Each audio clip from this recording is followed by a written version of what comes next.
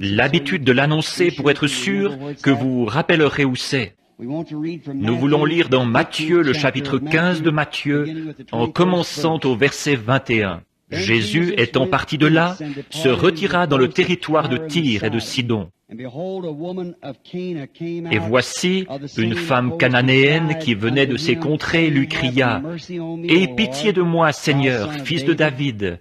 Ma fille est cruellement tourmentée par le démon. » Il ne lui répondit pas un mot. Et ses disciples s'approchèrent et lui dirent avec instance, « Renvoie-la, car elle crie derrière nous. » Il répondit, « Je n'ai été envoyé qu'aux brebis perdues de la maison d'Israël. » Mais elle vint se prosterner devant lui, disant, « Seigneur, secours-moi. » Il répondit, « Il n'est pas bien de prendre le pain des enfants et de le jeter aux petits chiens. » « Oui, Seigneur, dit-elle, mais les petits chiens mangent les miettes qui tombent de la table de leur maître. » Alors Jésus lui dit, « Femme, ta foi est grande, qu'il te soit fait comme tu veux. » Et à l'heure même, sa fille fut guérie. Courbons la tête maintenant pour prier. Je me demande ce soir, alors que nos têtes et nos cœurs sont courbés, s'il y aurait ici quelqu'un qui voudrait qu'on pense à lui en prière. Voulez-vous simplement le faire savoir en levant les mains vers Dieu pour dire, « J'ai un besoin, Seigneur, je te prie de m'aider. » Que le Seigneur vous bénisse. Notre Père Céleste, alors que nous nous approchons maintenant de ta majesté, au nom du Seigneur Jésus, car il nous a dit, « Si vous demandez quelque chose au Père en mon nom, ce sera accordé. » Nous venons avec toute la foi que nous avons, en croyant que tu nous répondras selon nos besoins ce soir, alors que ceux-ci sont nombreux. Tu vois les mains de tes enfants dans toute la salle, ici, alors qu'ils lèvent les mains. Et toi seul sais ce qu'il y avait dans leur cœur. Je te prie d'y répondre, Père, ce soir, et que tout désir qu'ils ont leur soit accordé aujourd'hui. Nous prions pour ceux qui ne sont pas sauvés et qui ne te connaissent pas comme leur Sauveur. Nous prions qu'ils t'acceptent ce soir et qu'ils trouvent ce qui est entièrement suffisant, ce qu'il leur faut avoir à l'heure de la mort. Il y en a peut-être beaucoup ici qui t'ont déjà accepté et qui n'ont pas encore été remplis de ton esprit. Nous prions que ce soir, tu déverses en eux l'abondance du Saint-Esprit, afin qu'ils soient tes serviteurs en ces dernières heures de l'histoire du monde. Guéris tous ceux qui sont malades et ceux qui sont affligés, Seigneur. Tu connais leurs besoins. Et nous prions que ta présence vienne parmi nous ce soir, d'une telle manière que nous te reconnaissions comme notre Seigneur ressuscité. Et quand la réunion sera terminée et que nous retournerons chez nous, puissions-nous parler entre nous en disant, comme ceux qui revenaient d'Emmaüs ce jour-là, en disant, « Notre cœur ne brûlait-il pas au-dedans de nous, alors qu'il nous parlait en chemin ?» Car ils t'ont reconnu à un certain signe que tu accomplissais avant ta crucifixion. Et après que tu es ressuscité, tu étais le même Jésus, qui faisait les mêmes choses. Puissions-nous être encore témoins de la même chose ce soir. C'est au nom de Jésus que nous prions. Amen.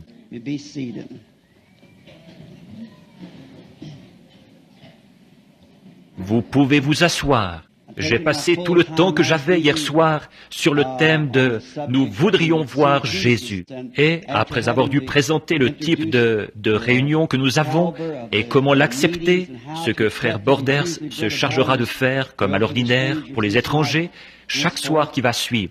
J'ai pris tout le temps que j'avais, jusqu'à 9h30, et je n'aime pas faire attendre les gens. Juste quelques mots pour faire connaissance. Et puis les paroles du Seigneur représentent que lui parle une seule fois. Cela représente plus que ce que qui que ce soit pourrait dire pendant toute une vie. Un seul mot de lui. J'aimerais donc prendre ce soir un sujet que je tire de cette lecture de l'Écriture que Dieu nous a donné ici comme contexte. Puisse-t-il nous le donner? Je veux prendre un mot. Persévérer. Ce mot, d'après le Webster, les quelques notes que j'en ai prises là, il veut dire persister. persévérer. Et ça, dans la poursuite d'un but, persister. Voilà ce qu'est persévérer.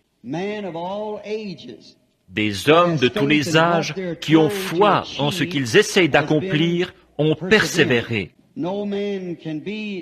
Personne ne peut persévérer sans d'abord savoir ce qu'il essaye d'accomplir. Et vous devez d'abord savoir ce que vous essayez d'accomplir et ensuite avoir la foi que vous recevrez ce que vous essayez d'obtenir.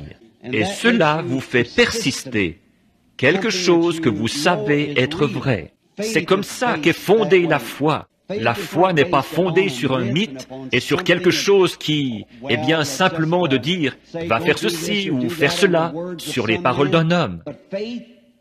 Mais la foi se repose éternellement sur la parole du Seigneur, sur la parole de Dieu qui est la Bible. Or, nous croyons que la Bible est la parole infaillible de Dieu. Nous croyons qu'elle est l'entière révélation de Jésus-Christ, qui se révèle dans l'Ancien Testament par les prophètes.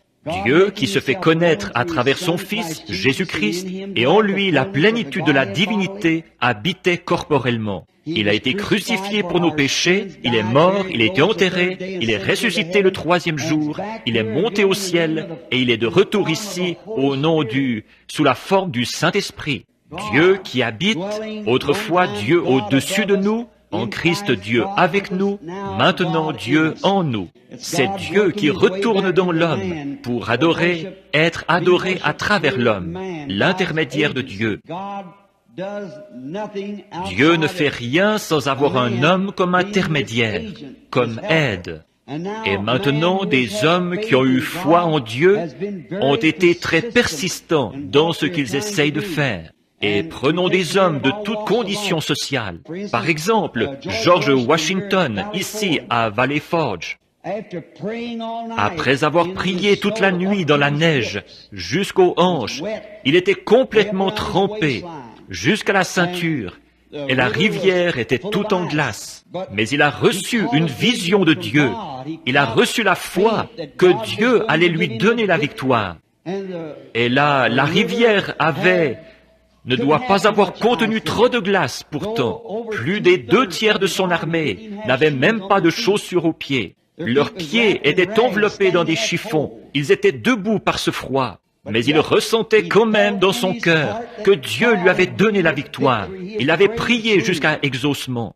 Le lendemain, nous le savons, 3 balles de mousquet ont traversé son manteau sans le toucher. Et la rivière ne pouvait pas l'arrêter. Pas plus qu'une balle de mousquet ne pouvait l'arrêter. Il a persisté parce qu'il avait prié jusqu'à exaucement. Et il avait la foi en ce qu'il faisait, en celui qui le conduisait, c'est-à-dire Dieu. Rien ne peut arrêter un homme quand il persévère, quand il sait ce qu'il fait et qu'il a foi en ce qu'il essaye d'accomplir. L'une des plus anciennes histoires de la Bible, l'une d'elles, c'était Noé. Noé n'était pas du tout un homme différent. Il était un homme ordinaire, peut-être un cultivateur. Et le monde était mauvais, comme il l'est aujourd'hui, rempli de science et de grands hommes. Ils étaient issus des fils de Caïn. Les fils de Seth étaient d'humbles bergers, des cultivateurs. Mais les fils de Caïn étaient des hommes habiles, des bâtisseurs et des inventeurs et des savants, très intelligents, très religieux. Ils avaient leur propre forme de piété, mais ils reniaient, comme ils le font aujourd'hui, la puissance de Dieu. Et Noé, qui était un homme juste devant Dieu, un jour, Dieu l'a rencontré dans les champs et lui a parlé. Et lui a dit de construire une arche, parce qu'il allait détruire le monde par l'eau. Or, c'était absolument contraire à toutes les mesures scientifiques de l'époque. Vous voyez, il n'avait jamais plu, il n'y avait pas d'humidité dans l'air. Et Dieu avait arrosé la terre par l'irrigation qui montait de la terre, par des sources. Et il n'y avait pas d'eau en tant que telle, pas d'eau dans les cieux. La science était probablement plus avancée à cette époque-là. Ils en ont réalisé plus qu'ils ne sont capables d'en expliquer aujourd'hui. Ils ont construit les pyramides en Égypte, les sphinx. Ils ne pourraient jamais reconstruire ça. Ces pierres à une telle hauteur, nous n'avons rien qui puisse les élever jusque-là, ni de puissance pour soulever ça. On ne sait pas comment, mais ils avaient un moyen d'accomplir ça à l'époque d'Enoch et de Noé, avant le déluge. Et peut-être qu'ils avaient atteint la Lune, et ils avaient peut-être des astronautes, et ainsi de suite. Nous ne savons pas. Mais Jésus a dit, ce qui arriva au jour de Noé, une grande civilisation avancée comme il l'avait, arrivera de même à la venue du Fils de l'homme. Et maintenant, peut-être qu'ils, dans leurs recherches scientifiques, ils avaient trouvé quelque chose qui leur permettait de faire une couleur qui durerait jusqu'à aujourd'hui, un genre de teinture qui ne passerait pas. Et ils pouvaient embaumer un corps, faire une momie, qui ait l'air tout à fait naturel. Aujourd'hui encore, 4000 ans plus tard, elles ont encore l'air naturel. Nous n'arriverions pas à faire ça, même s'il le fallait. Nous n'avons pas ce qu'il faut pour le faire. Nous avons perdu la technique. Beaucoup de grandes techniques qu'ils avaient. Sans doute avaient-ils des instruments qui prouvaient qu'il n'y avait pas d'eau dans l'air. Et cet homme qui arrive en s'opposant à la science et qui dit que de l'eau va sortir des cieux. Maintenant, la science pouvait prendre un instrument et le faire monter en l'air et dire « Regarde ici, Noé, lis cet instrument. C'est indiqué sur ce baromètre ici, s'il y a de l'eau ou non là-haut, et il n'y en a pas. » Or toi, tu dis qu'il y en a là-haut, alors que la recherche scientifique démontre qu'il n'y en a pas là. Ça n'a pas arrêté Noé. Il a persisté. Il savait que Dieu avait dit, il pleuvra, et que Dieu pouvait mettre de la pluie là-haut s'il l'avait dit. Il allait le faire, qu'il y en ait ou non là. Donc il a persisté, une fois qu'il connaissait la parole du Seigneur. Et quand un homme connaît la parole et la volonté de Dieu, vous devenez persistant, vous devenez persévérant. Peu importe ce que dit la science, eh bien, ils ne peuvent pas faire ceci, ils ne peuvent pas faire cela. Vous le savez quand même. Vous vous êtes emparé de quelque chose, et ce quelque chose s'est emparé de vous. Vous tournez ensemble. Il y a là quelque chose, vous ne pouvez pas l'expliquer. Peu importe combien ça peut avoir l'air scientifiquement faux, mais il y a quelque chose là-dedans qui vous dit que c'est Dieu, et rien ne l'arrêtera. Alors nous voyons que Noé a tout de suite sorti son marteau pour construire l'arche. Peu importe le nombre de preuves scientifiques, comme quoi il n'en était pas ainsi, il n'y avait pas de pluie. Il l'a cru quand même, parce qu'il avait entendu la parole du Seigneur. Et c'est là-dessus que la foi est solennellement fondée. Le « Ainsi dit le Seigneur ». Moïse, un autre grand homme, un homme intelligent qui avait été suscité, né dans le monde pour accomplir quelque chose de particulier pour Dieu. Et il a essayé de parvenir à ce but par ses actes scientifiques. L'histoire nous enseigne et nous dit qu'il était un grand chef militaire et que sa seule manière de faire quelque chose, c'était d'éliminer en tuant. Il était tellement intelligent qu'il pouvait enseigner la sagesse aux gens intelligents qu'étaient les Égyptiens. Avec toute sa sagesse et tout ce qu'il savait, il a pourtant manqué, misérablement manqué d'accomplir ce que Dieu avait prévu qu'il ferait. Et en voyant son échec, en ayant tué l'Égyptien, et en l'ayant caché dans le sable, et en ayant entendu la réprimande de son frère, ou la question, vas-tu nous tuer comme tu as tué l'Égyptien? Là-dessus, Moïse s'est enfui dans le désert, un prophète fugitif. Après 40 ans dans le désert, où Dieu lui avait désappris les choses du monde, pour le porter à la pensée de Dieu, où il lui avait enlevé tout son doctorat et tout, pour pouvoir agir dans son cœur. Quand son matériau était presque prêt, un jour, alors qu'il paissait les brebis derrière le désert, sur un vieux sentier familier, il a trouvé un arbre en feu. Moïse, qui était un savant, il ne l'a pas abordé à la manière d'un savant. Si vous remarquez, s'il avait été un savant, il aurait dit, « Maintenant, je vais prendre quelques feuilles de cet arbre et les apporter au laboratoire pour voir de quoi elles ont été vaporisées, la raison pour laquelle elles brûlent sans se consumer. » S'il avait fait ça, alors il n'aurait pas encore été prêt. Mais ce qu'il a fait, c'est qu'il s'en est approché et qu'il a ôté ses souliers. Il s'est mis à genoux et il s'est mis à lui parler, parce qu'il savait qu'il était surnaturel. De là est venue la parole de Dieu qui disait, « J'ai entendu les gémissements de mon peuple, et je me souviens de ma parole. Je t'envoie là-bas pour les délivrer. » Maintenant, quelquefois, sur le sentier du devoir, Dieu appelle son homme à faire des choses qui paraissent absolument ridicules à l'esprit naturel. Il leur fait faire quelque chose qu'on va complètement tourner en dérision.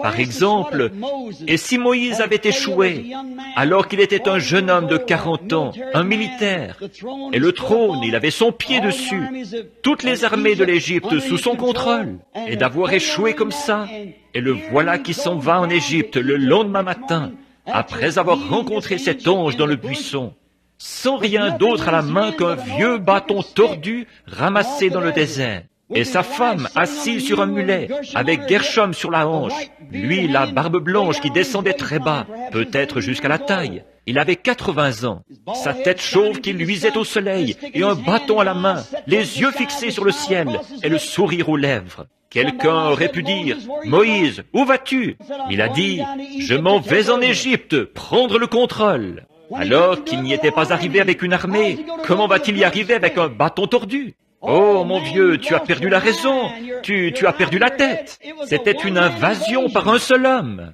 Mais ce qu'il y a, c'est qu'il y est arrivé, parce que c'était une parole du Seigneur. Et Moïse était décidé, peu importe les probabilités de réussite, Dieu était avec lui, et lui vaut plus que toutes les probabilités. Si les hommes et les femmes pouvaient seulement penser comme ça ce soir, que la parole du Seigneur est la vérité, il n'y a rien d'autre. Toute l'éternité dépend de la parole. Pas une seule parole, a dit Jésus, ne passera. Les cieux et la terre passeront, mais elle, non. Moïse est descendu, et il a été très persistant quand il a jeté son bâton et qu'il s'est transformé en serpent. Là, il a trouvé des imitateurs. Ça se retrouve encore le long du sentier de Dieu. Quelqu'un qui essaye d'imiter quelque chose. Et les imitateurs sont venus essayer d'en faire un spectacle. Ils ont jeté leur bâton. Moïse savait à qui il avait parlé. Il savait en qui il avait cru. Et il était persuadé qu'il avait la puissance de garder son dépôt jusqu'à cette heure-là. Moïse n'a pas bougé. Alors le serpent de Moïse a mangé le serpent des magiciens. Et il nous est enseigné que la même chose se reproduira de nouveau, peut-être pas de la même manière, mais elle se reproduira de nouveau dans les derniers jours. Car de même que Jannes et Jambres s'opposèrent à Moïse, de même ces hommes s'opposeront à la vérité. Moïse a persisté, parce qu'il avait quelque chose à accomplir, pour lequel il avait reçu le « Ainsi dit le Seigneur, je serai avec toi ». David se tenait devant Saül un jour, et il a entendu dire qu'un Goliath s'était avancé là-bas sur la colline, un grand géant qui avait des doigts de 14 pouces, et une grande lance à la main, de la taille d'une aiguille de tisserand, probablement 20 ou 30 pieds, une grande lance au bout, ou une pointe d'airain. Imaginez seulement ce qu'aurait été la tête de cet homme. Elle aurait été grosse comme une cuve, avec un gros casque de 2 pouces d'épaisseur dessus, et en airain, ça recouvrait complètement. Et il lançait un défi aux armées de Dieu. Et il l'a dit en présence de David. Et David était un petit homme au teint rosé, pas grand, probablement avec les épaules tombantes. La Bible dit qu'il avait le teint rosé, un petit homme. Il n'avait jamais été entraîné au duel, avec des lances et tout. Mais il avait gardé les brebis derrière le désert. Et un lion était venu s'emparer d'un de ses agneaux, et il l'a poursuivi et l'a tué avec une fronde. Nous voyons qu'un ours a essayé de faire la même chose, et David l'a vaincu. Et alors David a dit, « Allez-vous rester là et laisser ce Philistin, cet incirconcis, insulter l'armée du Dieu vivant ?» Il a fait honte à ses frères, alors qu'il disait qu'il était méchant, qu'il était venu pour voir la bataille. Pourtant, il y avait quelque chose en David qui lui faisait savoir qu'il était plus que vainqueur. Alors il a dit, « Si vous avez peur de le combattre, moi j'irai le combattre. » Saül, comme c'était parvenu au général Saül, ce dernier lui a mis son armure, et elle ne lui allait pas. Il a vu que son vêtement ecclésiastique n'allait pas à un homme de Dieu. Et ça n'allait pas. Il ne savait pas quoi faire. Ça, je ne suis pas accoutumé à ça. Je ne connais rien de ces choses-là. Des licences S-lettres et ainsi de suite. Débarrassez-moi de ça, et que j'y aille avec le moyen par lequel Dieu m'a donné la délivrance, que j'y aille avec une fronde. Mais ils ont dit, il était guerrier dès sa jeunesse, et toi, tu n'es qu'un enfant. Il a dit, je suis plus que capable de l'affronter, laissez-moi y aller. Et peu importe combien le géant semblait grand, et combien c'était invraisemblable, David a persisté. Ce Philistin incirconcis n'insulterait pas l'armée du Dieu vivant qu'il représentait. Oh, si nous avions plus de David dans cette armée! Si nous avions plus d'hommes qui tiennent ferme et qui persistent, qui persévèrent dans la foi qui a été transmise au sein une fois pour toutes. Samson, un autre homme très persévérant, il était né naziréen de naissance. Un naziréen, ça veut dire mis à part pour la parole. Comme ce serait beau ce soir si tous les chrétiens étaient des naziréens pour le Seigneur. Mis à part, non pour des credos, mais pour la parole. Christ est cette parole, mis à part pour la parole. Il avait 7 tresses de cheveux qui lui descendaient dans le dos, comme signe de ce qu'il avait été mis à part. Et un jour, il a fait la rencontre dans la plaine, sans rien en main pour se battre, d'un millier de Philistins. Ces Philistins étaient comme un mur d'airain. Des gros casques lourds sur la tête, des grosses armures sur le devant, et des boucliers, des protections, et ainsi de suite sur eux, pour faire dévier toutes les balles. Probablement que le casque avait un pouce d'épais sur leur tête. Samson n'avait rien, mais il sentait encore que la promesse que Dieu lui avait faite était toujours sur sa tête. Il sentait encore l'onction, autrement dit. Il savait que Dieu était avec lui, parce qu'il sentait ses tresses qui lui descendaient sur les épaules. Il s'est emparé de ce qu'il y avait à ça, qu'il pouvait trouver, et c'était une mâchoire de mulet. Et il s'est tenu avec ça à la main, et il a persisté, pour que ce ne soit pas la mâchoire ni son propre bras, mais que ce soit la puissance du Seigneur.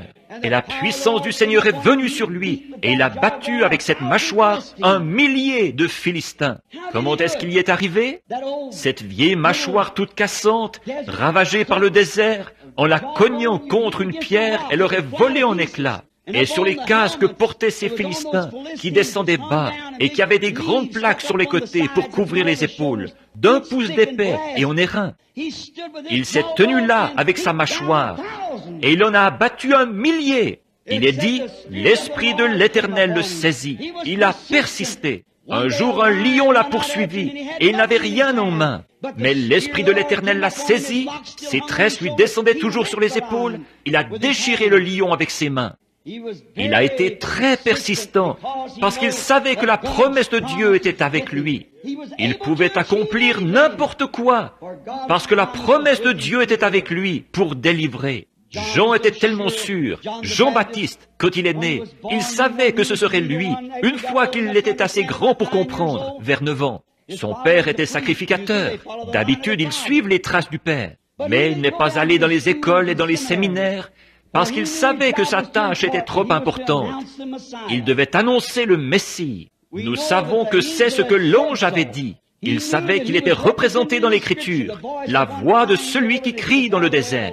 Préparez le chemin du Seigneur. Il savait aussi que Malachie, 400 ans plus tôt, avait dit, « Voici, j'envoie mon messager devant ma face. » Après être allé dans le désert, où il avait été formé par Dieu, pas par un séminaire de théologie, comme celui d'où son père était sorti. Mais il avait une tâche importante. Il devait annoncer le Messie. Il devait savoir quelle sorte de signe allait suivre le Messie. Puis, il a remarqué un jour, il était là, en train de prêcher aux gens. Il a dit, « Il y en a un au milieu de vous en ce moment, que vous ne connaissez pas, dont je ne suis pas digne de délacer les souliers. Lui, il vous baptisera du Saint-Esprit et de feu. » Il était tellement certain de sa position, il était tellement certain de son ministère qu'il a dit, « Il est ici, quelque part en ce moment, au milieu de vous. » Il n'avait pas peur de le dire devant des pharisiens et des sadducéens et des soldats et tout ce qu'il pouvait y avoir d'autre. Certains d'entre eux l'avaient attendu depuis des milliers d'années, mais il a dit, « Il est au milieu de vous. » Personne ne pouvait le lui ôter. Il a persisté, il a persévéré en dépit de tout. Oui. Cette petite grecque, elle avait sans doute entendu parler de lui. Elle avait entendu parler de Jésus, du grand réveil. Un jeune prophète qui avait paru en Galilée, qui venait de Nazareth et qui accomplissait des grands signes et des miracles. Elle avait entendu parler de lui, et la foi vient de ce qu'on entend. Cette syrophénicienne qui était grecque, la foi trouve des sources que d'autres ne voient pas. Quand elle a entendu, elle a cru. Elle avait peut-être entendu parler de la fille d'un voisin qui avait été guérie de l'épilepsie. C'est ce que l'enfant avait. Elles avaient peut-être entendu parler de la guérison de cet épileptique. Alors sa fille avait besoin de guérison, et elle avait entendu dire que Jésus pouvait le faire. En effet, il était la parole de Dieu faite chair. Jean 1, au commencement était la parole, et la parole était avec Dieu, et la parole était Dieu, et la parole a été faite chair, et elle a habité parmi nous, le même hier, aujourd'hui et pour toujours. Il était là pour révéler les promesses de Dieu pour son époque. Il est ici ce soir pour confirmer et pour révéler chaque promesse que Dieu a faite pour cet âge-ci. Il est ici pour le faire. Il était là à l'époque des prophètes. Il était en Moïse, il était en David, il était en Élie, il était dans tous les autres pour révéler la promesse de Dieu de cet âge-là. Dieu a donné de sa parole à chaque âge, et il envoie un prophète, et la parole va au prophète et redresse cela. Et c'est exactement ce qu'il a fait pendant tous les âges. Et il est Dieu, et ne change pas. Jésus-Christ est ce prophète ce soir qui est au milieu de nous. Il est celui qui est ici sous la forme du Saint-Esprit, qui connaît toutes choses et qui peut révéler tout ce qu'il veut faire. Elle a cru ceci. Peu importe combien les gens ne le croyaient pas, la foi trouve une source dont les autres ne savent rien. Quand un homme a foi en Dieu, il s'est emparé de quelque chose. Il ne peut pas l'expliquer. C'est quelque chose dont il s'est emparé. Il ne peut pas le pousser ou le bousculer ou le tirer. Il faut que lui le fasse. Voilà comment est la foi. Quand un homme a vraiment foi en Dieu, elle trouve cette source que les autres ne voient pas. Sa parole est une épée. La Bible l'a dit. Si vous voulez une référence pour ça, c'est Hébreux 4, 12, comme j'ai noté le passage. La Bible dit, la parole de Dieu est plus tranchante qu'une épée à deux tranchants. Cette épée doit être tenue par une main de foi. Une main de théologie ne fera pas l'affaire. Il faut prendre une main de foi, entraînée aux choses spirituelles, qui connaît Dieu. Et puis, je pourrais dire ceci. D'après vous, comment Jésus pouvait-il regarder son auditoire et connaître leurs pensées? Parce qu'il était la parole. Citons le reste de la parole ici. Plus tranchante qu'une épée à deux tranchants. Elle juge les sentiments et les pensées du cœur. Il était la parole. C'est la raison pour laquelle il pouvait discerner les pensées qu'il y avait dans leur cœur. Hier soir, comme nous avons pris, ce qui arriva au jour de Sodome, en montrant cet homme qui se tenait là, qui a mangé la chair d'un veau, qui a bu du lait de la vache, qui a mangé du beurre et du pain, qui était là en train de manger, avec sur lui des vêtements comme vous et moi, le dos tourné à la tente. Et il a su à quoi Sarah pensait dans la tente. Pas étonnant qu'Abraham l'ait appelé Elohim, celui qui est entièrement suffisant, celui qui existe par lui-même, Elohim. Jésus a dit, ce qui arriva au jour de Sodome arrivera de même, au retour du Fils de l'homme. Ce sera pareil. Au jour, avez-vous remarqué, à Sodome, là, il est dit dans Luc 17, 15, il est dit que quand les jours de Sodome, il en sera de même à la venue du Fils de l'homme, quand le Fils de l'homme sera révélé. Au jour où le Fils de l'homme sera révélé, comme il l'a été à Sodome, la même chose se produira. Nous voyons que le feu est prêt, les nations sont prêtes, les évangélistes sont allés à leur place, et que chaque don est placé comme il faut. Pas étonnant que nous devrions persister, pas étonnant que nous devrions persévérer. Nous avons un but à atteindre pour Dieu, c'est-à-dire d'appeler l'épouse de Jésus-Christ à sortir de toutes les dénominations, de tous les peuples, un peuple mis à part pour Dieu. Cette Grecque avait entendu ces mots, elle y avait cru. Elle a eu beaucoup d'entraves, mais sa foi n'en avait pas. La foi ne connaît aucune entrave. Sa foi n'avait pas d'entrave. Elle en a eu, mais sa foi, elle n'en avait pas. Vous pouvez avoir des entraves, mais si vous avez la foi, celle-ci ne connaît aucune défaite. Elle est positive. Regardons quelques-unes des entraves qu'elle a eues, un petit instant. Certains d'entre eux ont peut-être dit, « Rappelle-toi, tu es d'une autre race. Tu es grecque, syrophénicienne d'origine. » Lui, il est juif. Autrement dit, aujourd'hui on dirait, ce n'est pas votre dénomination qui a ces réunions de réveil.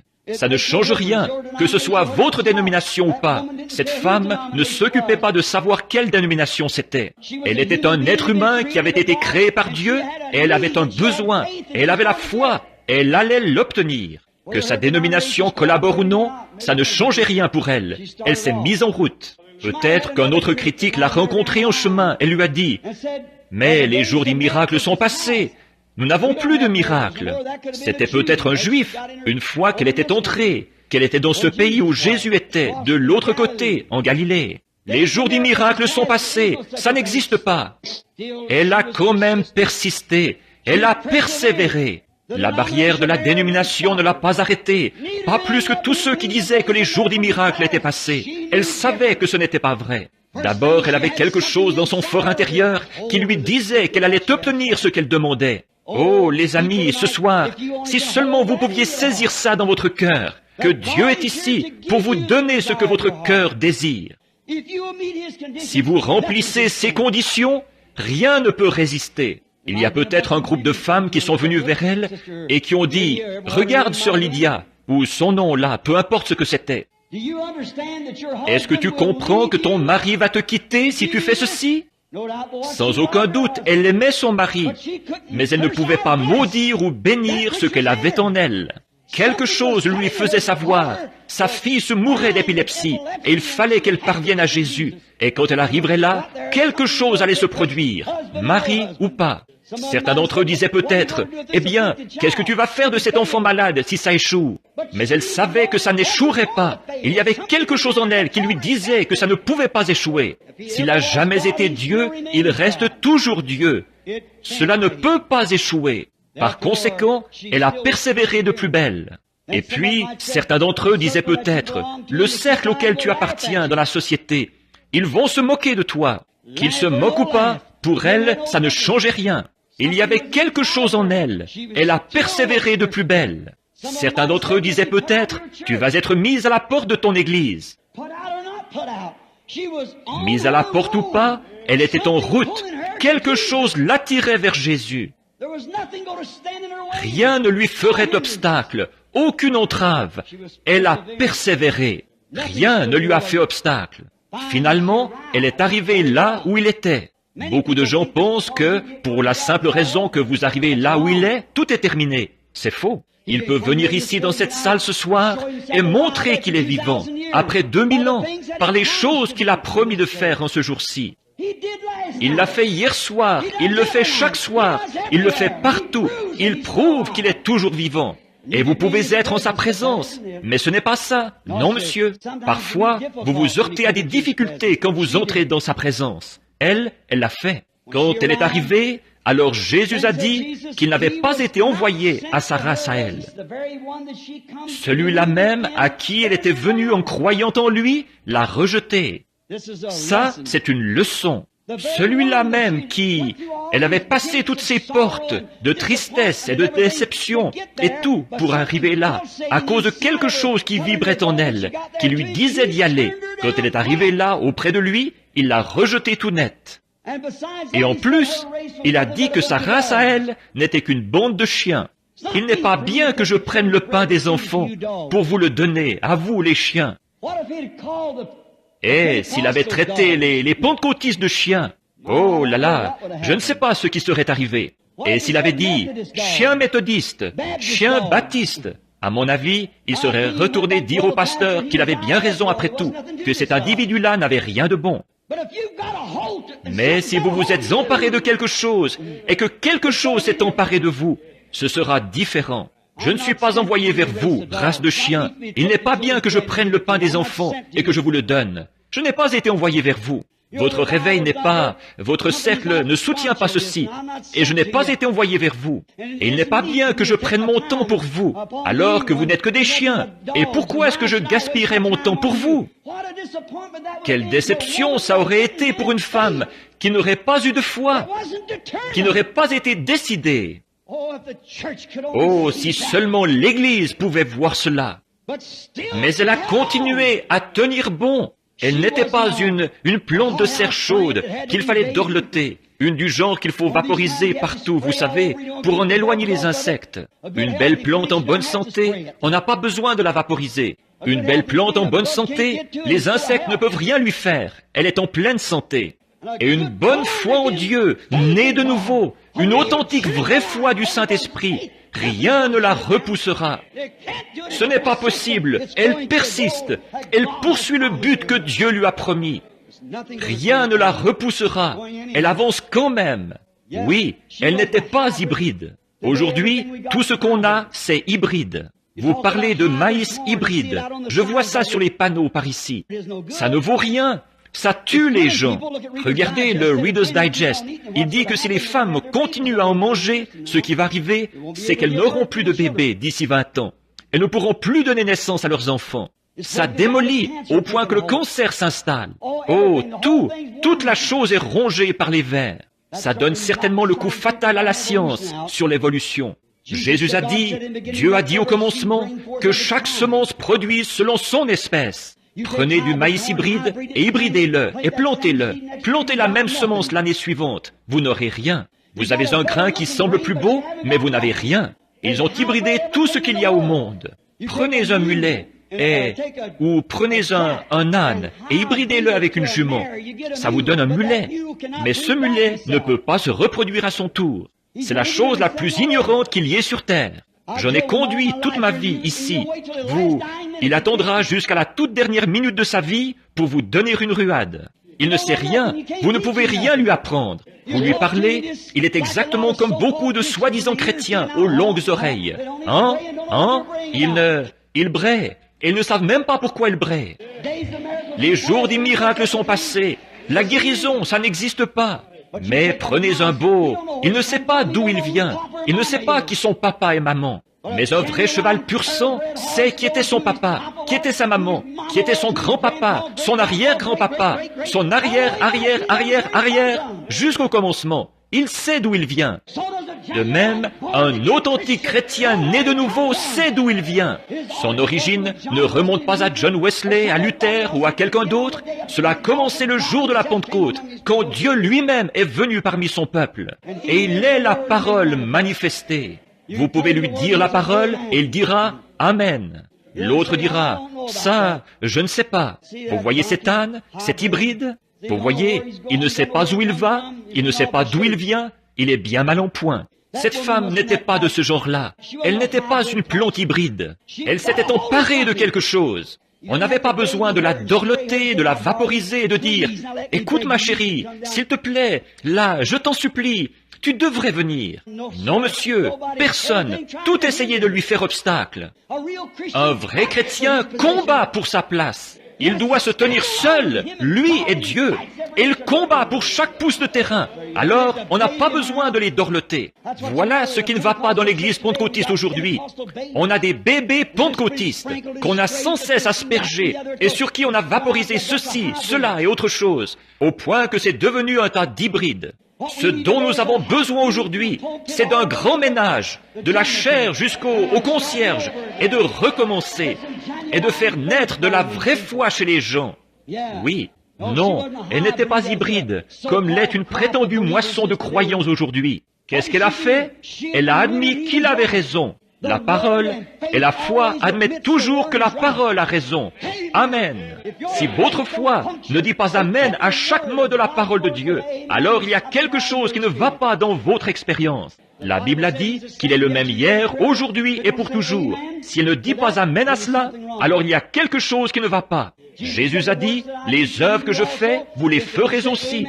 Si elle ne dit pas Amen à cela, alors il y a quelque chose qui ne va pas.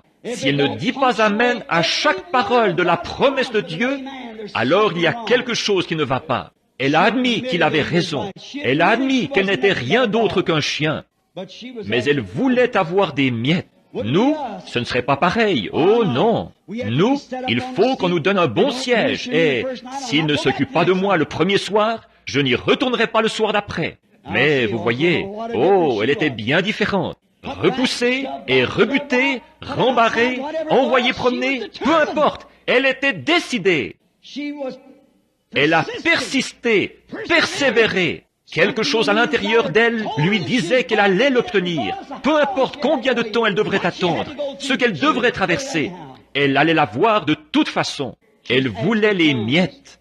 Elle ne voulait pas avoir un dîner complet. Elle a dit, les chiens mangent les miettes sous la table du maître. Voilà comment il faut faire. Ne prenez pas le siège élevé, prenez le siège du fond. Ne faites pas, soyez simplement celui qui est tout petit. La façon de monter, c'est de descendre, toujours. Celui qui s'abaisse sera élevé, celui qui s'élève sera abaissé. La façon de monter, c'est de descendre, toujours. Souvenez-vous, elle n'avait jamais vu de miracle. Elle était des nations, mais elle avait la foi. Elle était un peu comme la prostituée Rahab. Elle a dit aux espions, elle n'a pas dit, « Attendez que je vois comment Josué se peigne. Comment? De quoi est-ce que vos généraux ont l'air? Ou quel genre d'épée est-ce qu'ils utilisent? Quels instruments ont-ils? Quelle technique de guerre? » Elle a dit, « J'ai entendu dire que Dieu est avec vous. Cela me suffit. Je veux obtenir miséricorde. » Elle a cru. La foi vient de ce qu'on entend, et ce qu'on entend de la parole de Dieu. Regardez bien, à cause de cette parole, a dit Jésus, parce qu'elle a persisté et qu'elle est venue. Bon, en premier, elle l'a appelé fils de David. Or, si elle avait, en tant que femme des nations, elle n'avait aucun droit sur lui en tant que fils de David. Mais quand elle a dit « Seigneur », il était son Seigneur, mais pas le fils de David pour ça. Elle s'est approchée du don de Dieu comme il faut. Et voilà la seule manière de pouvoir jamais recevoir quoi que ce soit, c'est de s'en approcher comme il faut. Elle était la première personne des nations pour qui un miracle ait jamais été accompli. La foi admet que la parole a raison. Elle se fait humble et respectueuse. Et c'est la même chose aujourd'hui. Elle est prête à se contenter de n'importe quoi, n'importe où, pourvu que j'y arrive.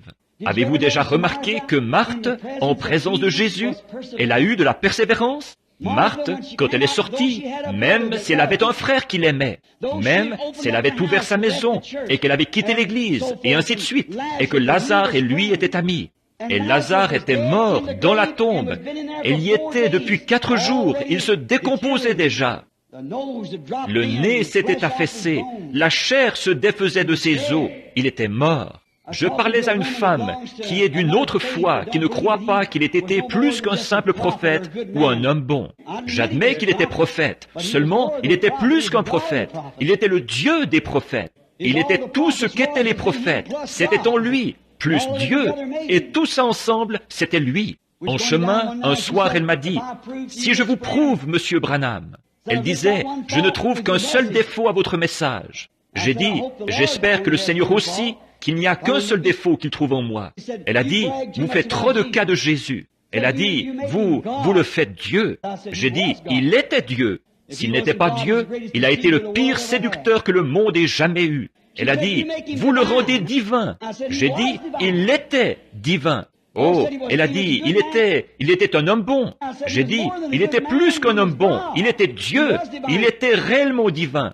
Elle a dit, je vais vous prouver par votre propre Bible qu'il n'était pas divin. J'ai dit, comment pouvez-vous le faire?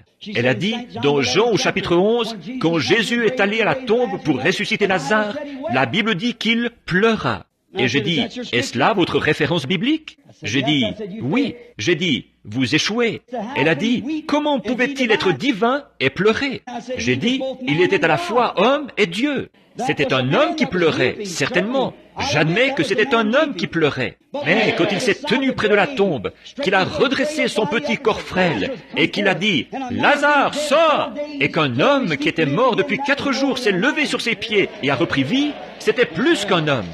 Oui, monsieur. La corruption a reconnu son maître. L'âme a reconnu son créateur. Et il était à 4 jours de voyage quelque part. Je ne sais pas où, vous non plus. Mais, quoi qu'il en soit, quand il a parlé, il est sorti. Amen. Ça, c'était plus qu'un homme. Il était un homme quand il est descendu de la montagne ce soir-là. Après être arrivé, il avait faim. Il regardait les arbres en chemin pour trouver quelque chose à manger. Quand, en regardant un arbre, il a maudit l'arbre qui n'avait pas de fruits. Il était un homme quand il avait faim, mais quand il a pris 5 petits pains et 2 poissons, et qu'il a nourri 5000 personnes, qu'on a rempli 5 paniers avec les morceaux qui restaient, c'était plus qu'un homme. C'est ça. Il était un homme quand il était couché là sur l'eau ce soir-là, à l'arrière d'un bateau. De la vertu était sortie de lui toute la journée, alors qu'il prêchait et qu'il guérissait les malades. De la vertu était sortie de lui, à cause des gens, alors qu'il discernait les pensées de leur cœur. Et 10 000 démons de la mer avaient juré de le noyer ce soir-là. Le petit bateau était là comme un bouchon de liège, agité dans tous les sens. Le diable disait, « Je l'ai maintenant ».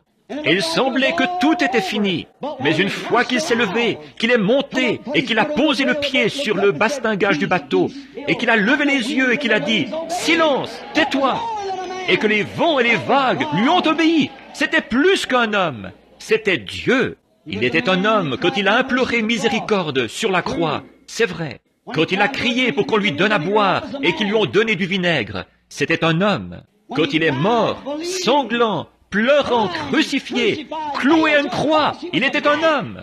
Mais le matin de Pâques, quand il a rompu les sceaux de la tombe et qu'il est ressuscité et qu'il a dit « Je suis celui qui était mort et qui est vivant au siècle des siècles », c'était plus qu'un homme.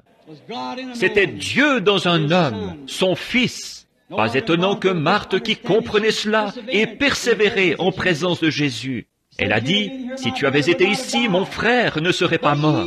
Mais maintenant même, tout ce que tu demanderas à Dieu, Dieu te l'accordera. » Oh, si seulement nous pouvions avoir ces paroles dans nos cœurs ce soir. Je sais que je suis dans un fauteuil roulant. Je sais que j'ai le cancer. J'ai des problèmes de cœur, quoi que ce soit.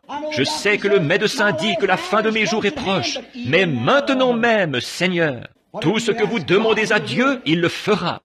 Il est assis à la droite de sa majesté pour intercéder sur notre confession. Persistez simplement autant que Marthe. Il semblait qu'il l'avait rejeté. Elle l'avait envoyé chercher et il n'y était pas allé. Elle avait de nouveau envoyé quelqu'un. Elle n'y était pas allée. Finalement, après qu'il était enterré depuis 4 jours, le voici. Mais elle a continué à persister. Elle s'était emparée de quelque chose. Elle avait vu ses œuvres. Elle savait que c'était Dieu. Elle le savait. Elle a persisté. Elle a reçu ce qu'elle avait demandé. La Sunamite, en présence d'Élie, elle a persisté. Oh, le bébé était mort et étendu sur son lit. Et Élie a essayé de prendre un bâton oint et de l'envoyer par Géasi pour le faire poser sur l'enfant. Mais elle, sa foi n'était pas dans le bâton, elle était dans le prophète. Elle savait que Dieu était dans ce prophète, parce qu'elle avait vu s'accomplir les paroles qu'il avait dites. Il était un prophète confirmé. Elle savait que ce qu'il disait venait de Dieu. Et elle a dit, « Ton âme est vivante, je ne te quitterai pas jusqu'à ce que je sache pourquoi. » Et elle est restée avec lui. Elle a persisté jusqu'à ce qu'elle obtienne ce qu'elle demandait. Ça me rappelle, ici il n'y a pas longtemps, une petite femme qui venait de la Californie, quand j'habitais encore à Jeffersonville, il y a 3 ou 4 ans de ça. Elle avait une tumeur, et la tumeur à elle seule pesait 50 livres. Ils avaient dû la porter pour la faire rentrer dans la salle, la faire asseoir au fond. Elle savait que j'allais être là ce soir-là. Elle pensait que j'allais prier pour les malades, mais j'étais seulement venu pour parler à l'auditoire, peut-être à peu près autant que nous en avons ici ce soir. Après que j'ai eu fini de parler, quelques-uns lui avaient dit, « Il ne prie pas pour les malades ce soir. » Mais elle voulait qu'on prie pour elle. Elle l'a dit dans son cœur et elle a cru. Elle avait été dans une réunion auparavant et elle avait dit, « Je crois que si Frère Branham priait pour moi, je serais guéri. » Et ce soir-là, 2 ou 3 diacres l'ont transportée. Elles sont sorties sur le côté de la mer du bâtiment. Ils sont allés derrière, ils l'ont déposée à la porte.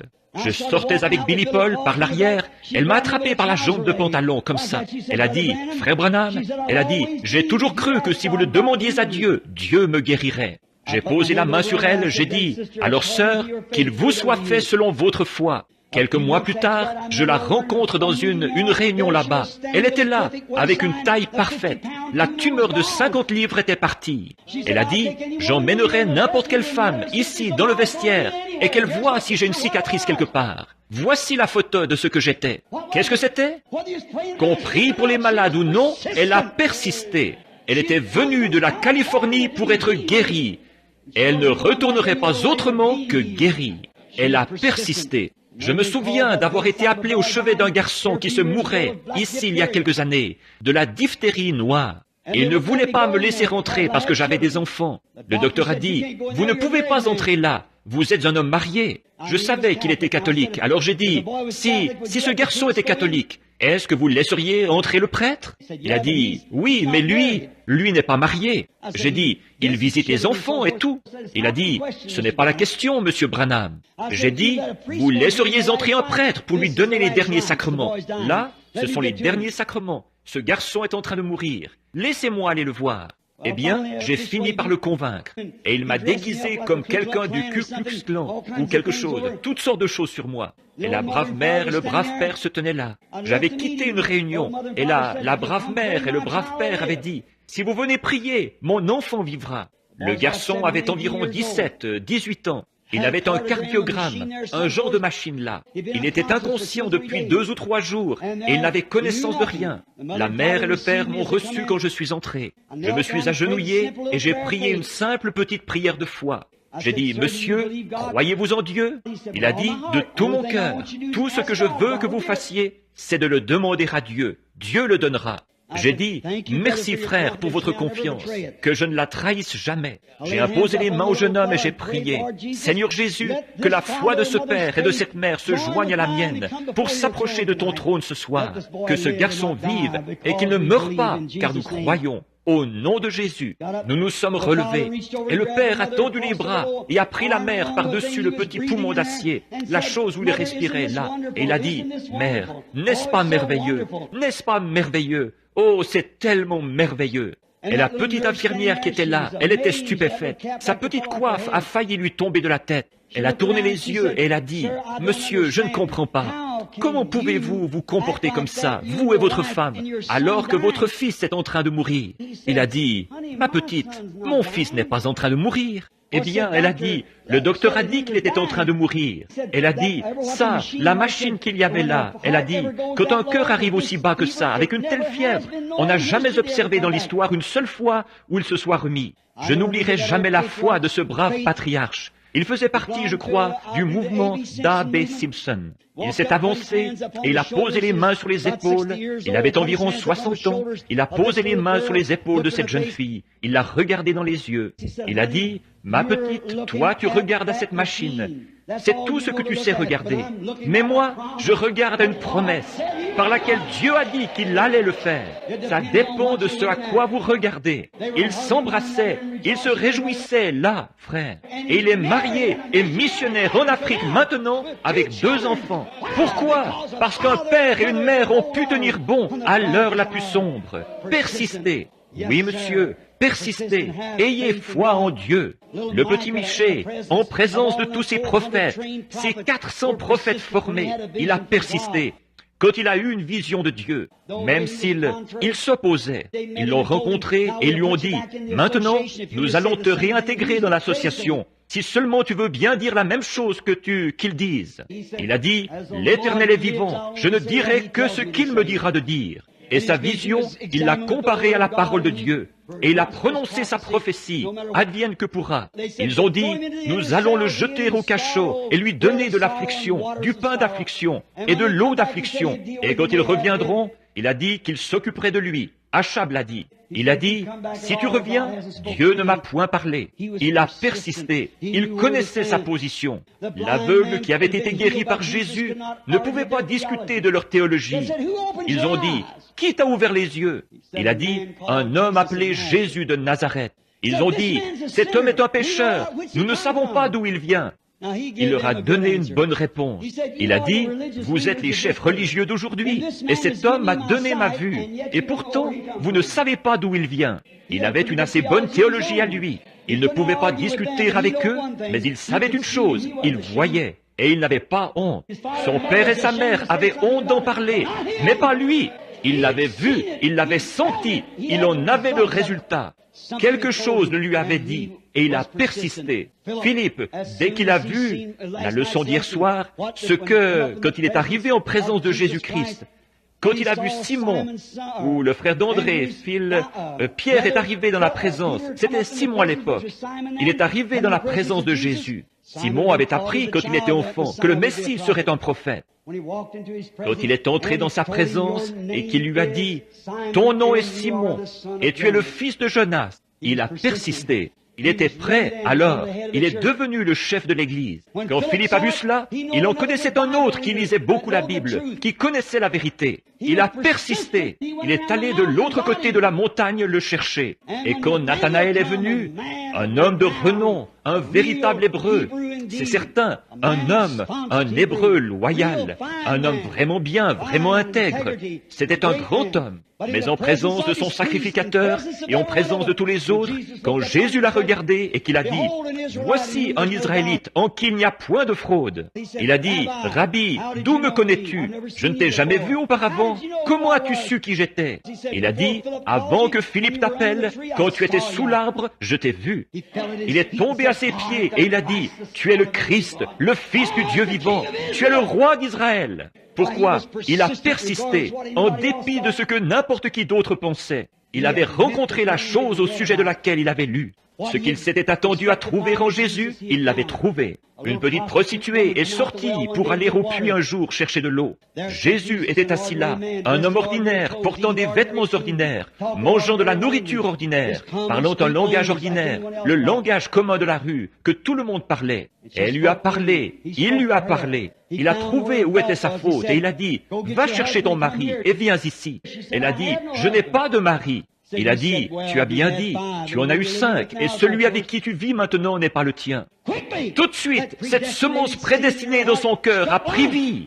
Quand cela touchait les pharisiens, cela ne faisait que noircir tout le tableau. Ils disaient, « Cet homme est Belzébul, c'est un diseur de bonne aventure. » Mais elle savait que la parole était plus tranchante, plus puissante qu'une épée à 2 tranchants. Elle juge les pensées du cœur.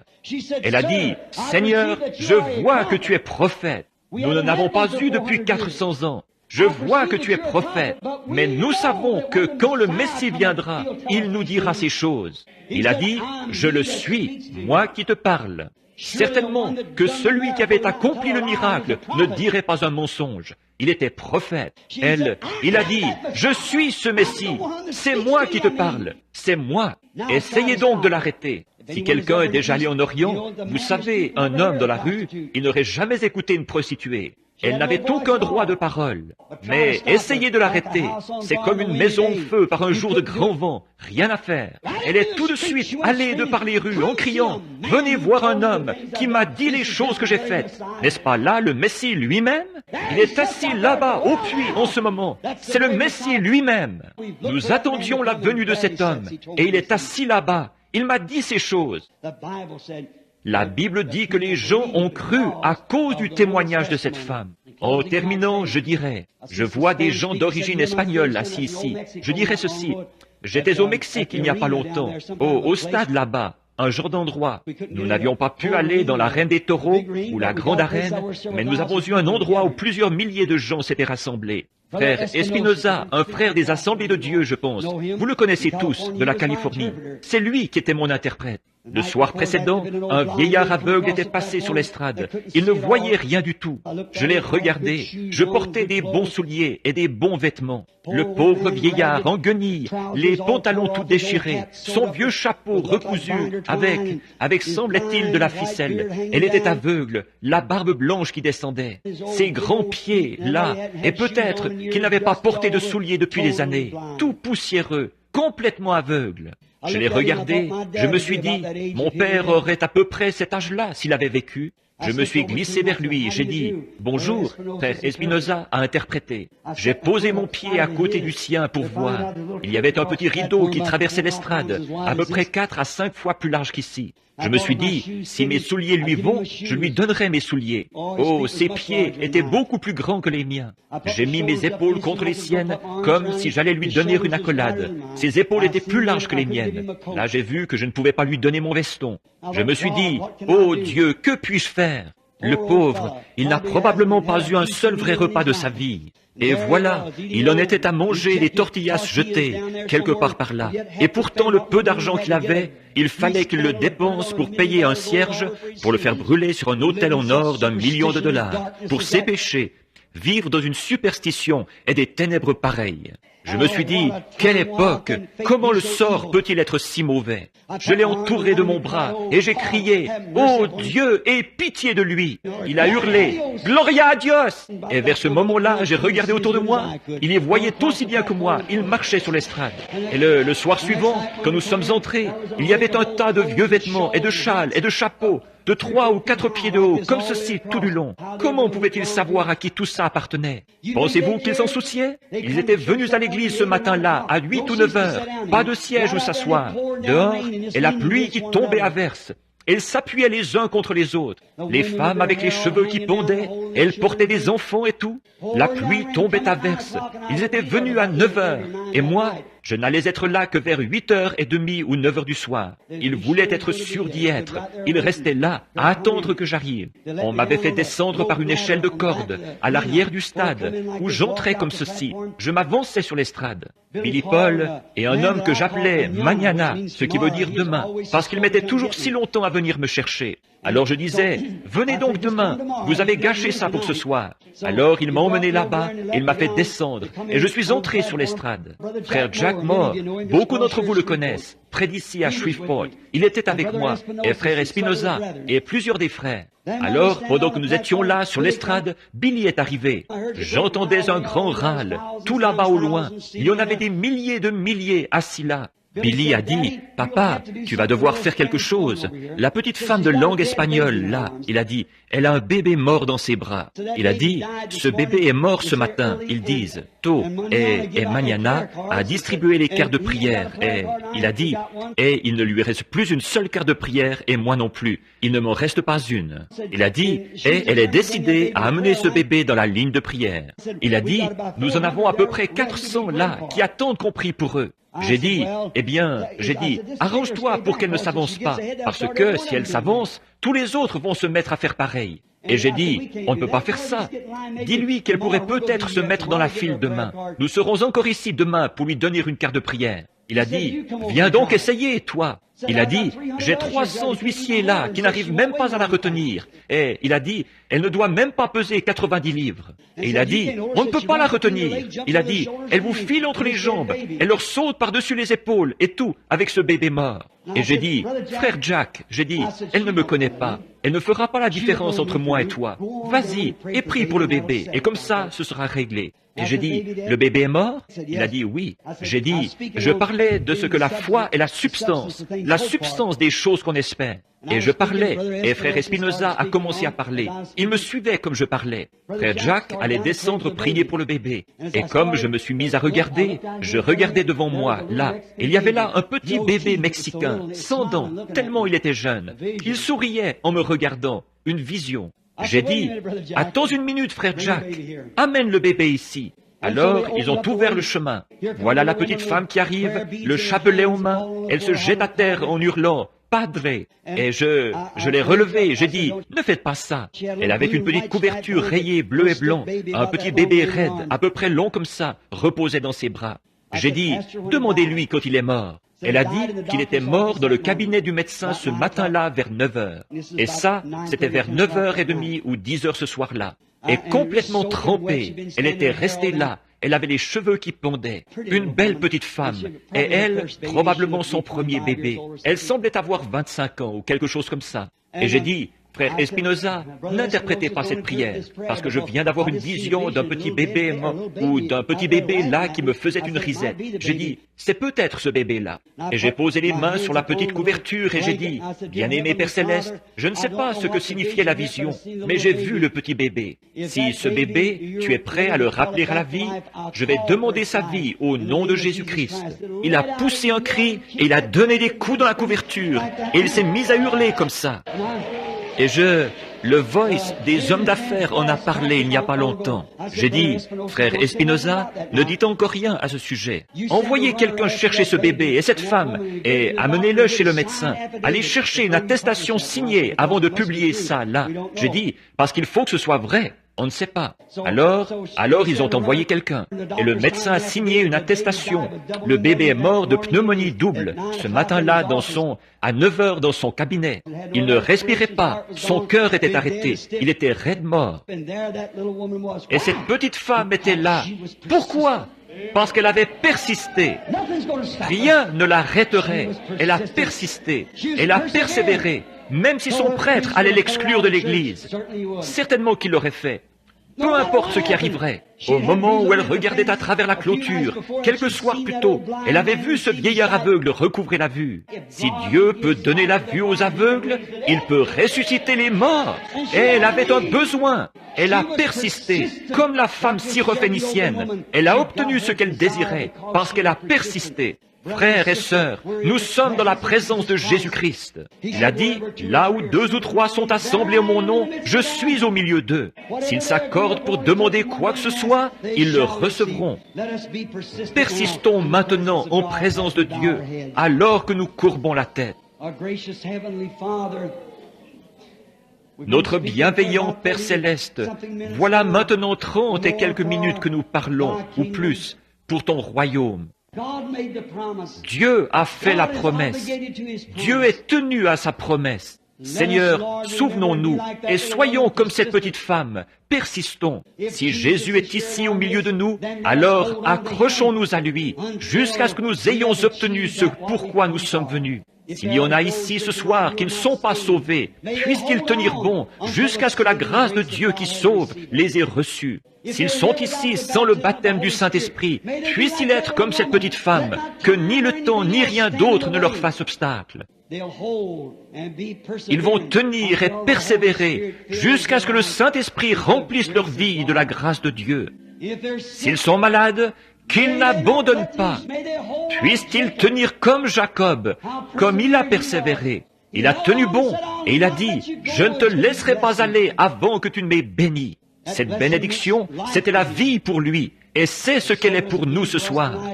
Et la guérison, c'est la vie pour nous, Seigneur. Nous prions que ta présence vienne, afin que nous puissions te saisir, et que tu nous saisisses, comme tu l'as fait avec Jacob, ce prince qui a lutté.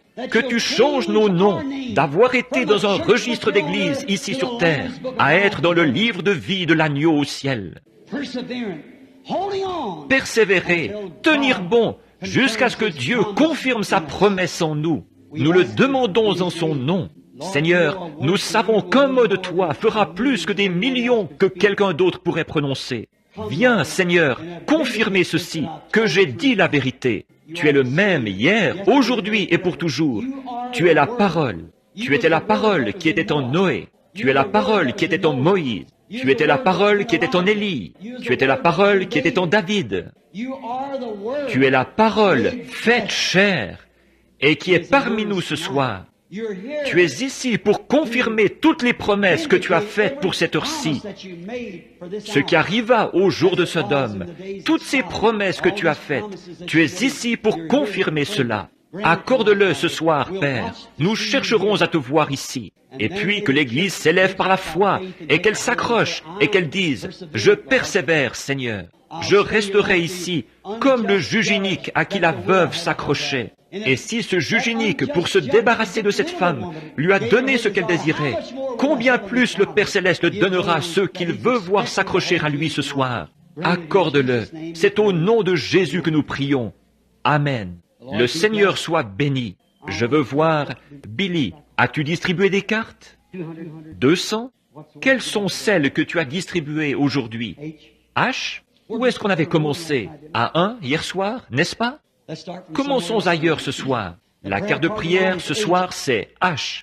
Ceux qui ont des cartes de prière, tenez-les bien. Vous voyez, nous allons prier pour chacun. Tenez-les bien. Tenez cette carte de prière. Donnez une carte de prière à un homme. Et déjà là, il est guéri à 60%. Voyez? Il sait qu'il va passer dans la ligne, alors il la tient. C'est la raison pour laquelle nous les distribuons. Commençons à partir de, voyons voir, à partir de, disons, 80 ce soir. Commençons à partir de 80, 90, 100. Qui a la carte de prière H? H comme Heaven. H, 80. Levez la main. Voyons voir si peut-être que je me trompe. Alors nous allons commencer ailleurs. Comment? Je ne l'ai pas vu. Oh, là-bas? Très bien. Venez ici, monsieur. H, 80. H, 81. Qui a la 81? Levez la main. 81, ici, venez madame. 82, celui qui a la 82, voulez-vous lever la main? Là, 82, Très bien. 82, qui a la carte de prière H. 82. Il y a 80, 81, nous voulons H 82. Comment est-ce qu'on dirait ça en espagnol? C'est peut-être quelqu'un qui parle espagnol. Très bien, 82, 83, H 83, qui a la carte de prière H 83. Regardez votre carte de prière. Regardez la carte de prière de votre voisin. Peut-être qu'ils sont sourds et qu'ils n'entendent pas. H 83. 83. Ne prenez pas de cartes si vous n'allez pas les utiliser, voyez? Si vous en prenez, utilisez-les, voyez? Ne les donnez pas à quelqu'un d'autre, gardez-les vous-même. On vous refuserait à la ligne de prière, vous voyez? Alors prenez votre carte, venez, écoutez les instructions avant la réunion, prenez votre carte de prière, puis restez à votre place. Vous voyez? H 83, où est-elle? 84, la dame ici, 85, 86, c'est ça. Répondez rapidement. 86, 87, 88, 89, 90, 91, 92, 93, 94, 95, 96, 97, 98, 99, 100. Comptez-les, frère Grant, s'il vous plaît, et voyez s'ils sont tous dans la ligne de prière. Bon, maintenant, je vais demander à tous ceux ici, nous allons terminer d'environ 10-15 minutes. Je vais demander à tous ceux ici qui n'ont pas été appelés de rester à leur place. Soyez bien respectueux, tranquilles. Persistez maintenant. Nous allons vous donner une autre petite histoire. Une fois, il y avait une femme. Jésus avait... Sa renommée s'était répandue là-bas, à Gadara. Et une petite femme est venue, ou pas à Gadara, c'était un autre pays. Et elle avait entendu parler de lui. Elle avait une perte de sang. Elle était venue à la réunion là où Jésus était, au bord de la mer, mais elle n'avait pas réussi à l'atteindre. Alors, elle s'est dit dans son cœur, écoutez, là, dans son cœur, si je peux toucher son vêtement, je serai guéri. Vous vous rappelez l'histoire? Or, elle a réussi à se glisser et à toucher son vêtement. Qu'est-ce qui s'est passé là? Jésus s'est retourné et il a dit, qui m'a touché? Mais Pierre l'a réprimandé. Pensez un peu à ça maintenant, pendant qu'on vérifie s'ils sont tous là. Pierre l'a réprimandé, il a dit, « Seigneur », quelque chose comme ceci. Mais les gens vont se demander si tu as toute ta tête. Il y avait tout le monde là. « Bonjour, Rabbi. Bonjour, prophète. C'est le jeune prophète de Nazareth. C'est le prophète galiléen. Bonjour, bonjour. Qu'on nous débarrasse de cet homme, disaient les sacrificateurs et tous les autres. Éloignez-vous de lui, tout le monde. » Mais il a tenu bon quand même. Elle a tenu bon. Elle a dit, si je peux seulement toucher son vêtement. Elle l'a fait. Alors Pierre a dit, eh bien, tu portes les gens à penser que tu as perdu la tête. Il a dit, mais je me sens affaibli. Combien savent ça? De la vertu, ce qui signifie de la force, était sorti de lui. Et il a promené le regard sur l'auditoire jusqu'à ce qu'il trouve la femme. Et quand il a trouvé la petite dame, qu'est-ce qu'il lui a dit? Il a dit, ta foi t'a sauvé. Il lui a parlé de sa perte de sang, lui a dit qu'elle avait été sauvée. Maintenant, tous ceux qui croient qu'il est le même hier, aujourd'hui et pour toujours, levez la main. Combien croient que ceci est la vérité? Dans Hébreux 3, il est dit que maintenant même, il est un souverain sacrificateur qui peut compatir à nos infirmités. Combien savent ça? Eh bien, s'il est le même hier, aujourd'hui et pour toujours, seulement, il n'est pas sous forme physique. Quand il reviendra comme ça, le temps sera terminé. Il emmènera l'Église avec lui. Mais il est ici sous la forme du Saint-Esprit pour rentrer en moi et en vous et accomplir ces mêmes œuvres. Il a dit dans Jean 14, 12, « Celui qui croit en moi fera aussi les œuvres que je fais. » Et si la parole est en nous, et que nous disons la vérité, et que c'est bien la parole qu'il a promise pour aujourd'hui, alors la parole de Dieu n'est-elle pas plus tranchante qu'une épée à deux tranchants, et elle juge les sentiments et les pensées du cœur? La Bible dit-elle cela? N'est-ce pas que tous les prophètes pouvaient discerner les pensées dans l'esprit des gens? Pas vrai? Pourquoi? C'était la parole qui était en eux, la parole de Dieu pour ce jour-là. Voyez? Voilà comment ils étaient confirmés. C'était là leur référence. Aucun d'entre eux ne faisait partie d'une organisation. Pas un seul. Jamais. Leur référence, c'était leur ministère. Dieu a dit, s'il y en a un parmi vous qui est spirituel ou prophète, et que ce qu'il dit s'accomplit, alors écoutez-le, car je suis avec lui. Mais si cela ne s'accomplit pas, eh bien ne l'écoutez pas. Et ce ne doit pas seulement arriver une fois, ça doit être constant, tout le temps, pour les prophètes. Il y a un don de prophétie qui est dans l'Église, qui doit être examiné par les examinateurs, avant qu'on puisse le dire à l'Église, bien sûr. Que ce soit devant 2 ou 3 juges, et qu'ensuite, celui soit dit. Mais un prophète est né prophète, prédestiné, établi d'avance. Jérémie, a dit Dieu, avant même que tu sois formé dans le sein de ta mère, je t'ai établi prophète sur la nation. Jean-Baptiste, 712 ans avant sa naissance, il était la voix de celui qui crie dans le désert. Préparez le chemin du Seigneur. Voyez? Certainement. Remarquez, maintenant, quand Jésus était ici sur terre, il a fait le sacrifice pour la guérison et pour le salut. Croyons-nous cela? Jésus ne pourrait pas venir aujourd'hui vous sauver. Il l'a déjà fait. La question du péché a été réglée. Il est l'agneau de Dieu qui a ôté les péchés du monde. Il a été blessé pour nos péchés. C'est par ses meurtrissures que nous avons été guéris. C'est au passé. Peu importe combien vous criez et combien vous criez, ça ne servira absolument à rien tant que vous ne l'avez pas accepté. Et il est un souverain sacrificateur assis à la droite de la majesté dans les lieux très hauts pour intercéder sur notre confession. Vous devez l'accepter et le confesser. Vous voyez, c'est juste. Même chose pour la guérison. Mais, et s'il se tenait ici ce soir, qu'il portait ce complet qu'il m'a donné, qu'est-ce qu'il ferait dans la ligne de prière? Comment reconnaîtriez-vous que c'est Jésus? Voyez? Maintenant, pour ce qui est de quelqu'un qui viendrait et qui dirait, « Jésus, veux-tu me guérir ?» Il dirait, « Je l'ai déjà fait. » Maintenant, s'il avait des marques de clous dans les mains, et n'importe qui peut avoir ça. Vous voyez, on peut avoir des marques de n'importe quoi. Mais qu'est-ce que c'est? Comment savez-vous? Qu'est-ce qui vous fait savoir de quelle sorte de cep il s'agit? C'est la sorte de vie qu'il y a dedans.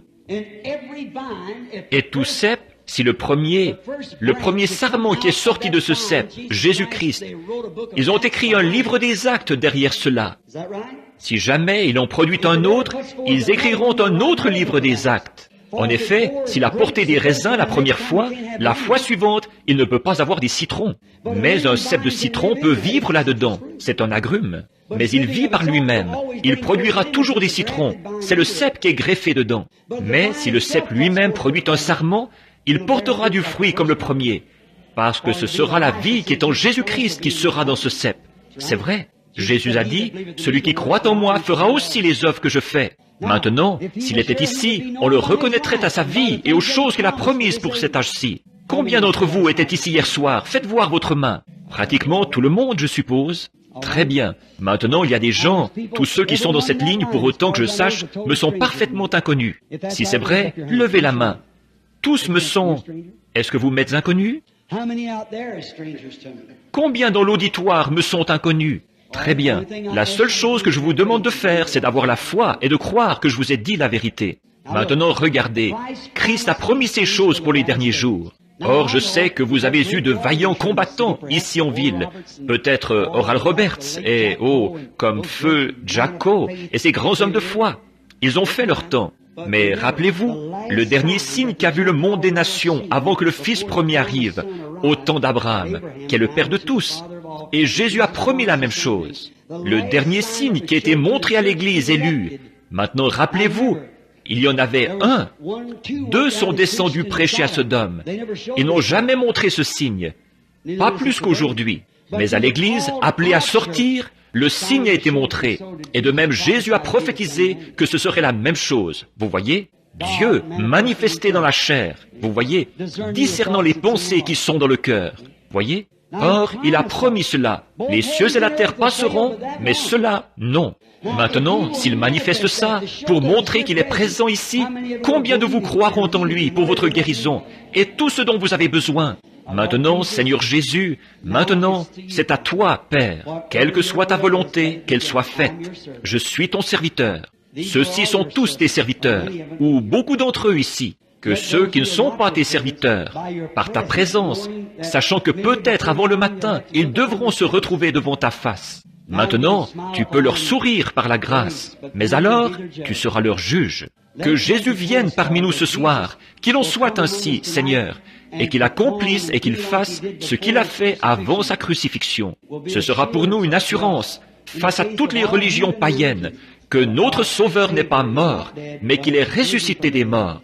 Et après 2000 ans, il est tout aussi vivant ce soir qu'il l'était alors. Et puissions-nous, comme ceux d'Emmaüs, dire, notre cœur ne brûlait-il pas au-dedans de nous, alors qu'il nous parlait en chemin? Que ta présence soit reconnue. Puissions-nous te voir ce soir dans la puissance de ta résurrection. Et là, que les gens croient alors, Seigneur, à cause de ta très auguste présence. Nous le demandons au nom de Jésus-Christ.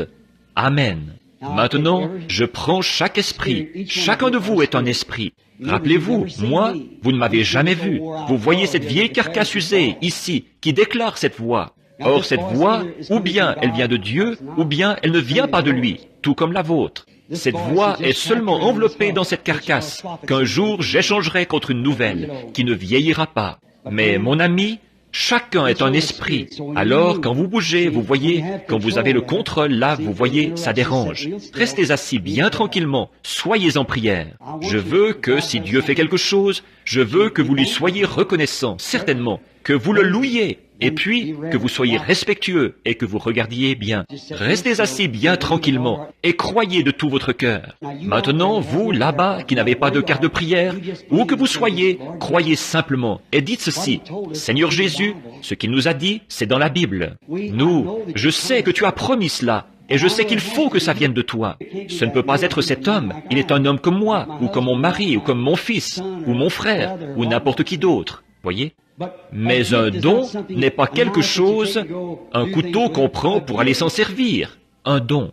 Un de ces jours, je prendrai une grande tente, et je viendrai dans une ville, et j'y resterai des mois d'affilée, vous voyez, et j'enseignerai là. Un don, c'est s'enlever du chemin, pour que Dieu puisse entrer. Voyez-vous, ce que lui, il montre, ce que lui, il fait. Un don, ce n'est pas « j'ai la puissance pour faire ceci, j'ai la puissance ». Votre puissance par un don, c'est de vous enlever du chemin. Et le don que Dieu vous a donné, alors il agit à travers ça, vous voyez, après que vous vous êtes enlevé du chemin, voyez. Or, je ne peux pas le forcer à me dire quoi que ce soit. Il faut que ce soit lui qui le fasse. Maintenant, pour gagner du temps, je suis vraiment en retard. Mais venez ici, madame. Je veux que vous vous teniez juste ici. Je parlais il y a quelques instants d'une femme au puits. Vous étiez ici hier soir? Vous n'étiez pas ici. Avez-vous déjà été dans une des réunions? Jamais auparavant. C'est la première fois pour elle. Nous ne nous connaissons pas. Elle n'était même pas ici hier soir. Elle n'a jamais eu d'instruction là-dessus. Rien d'autre que de se tenir ici. Maintenant, nous sommes là. Vous vous rappelez l'histoire de la femme au puits? C'était un paysage qui ressemblait un peu à celui-ci, là, et l'homme et la femme se rencontraient pour la première fois de leur vie. Or, cette femme était dans la honte.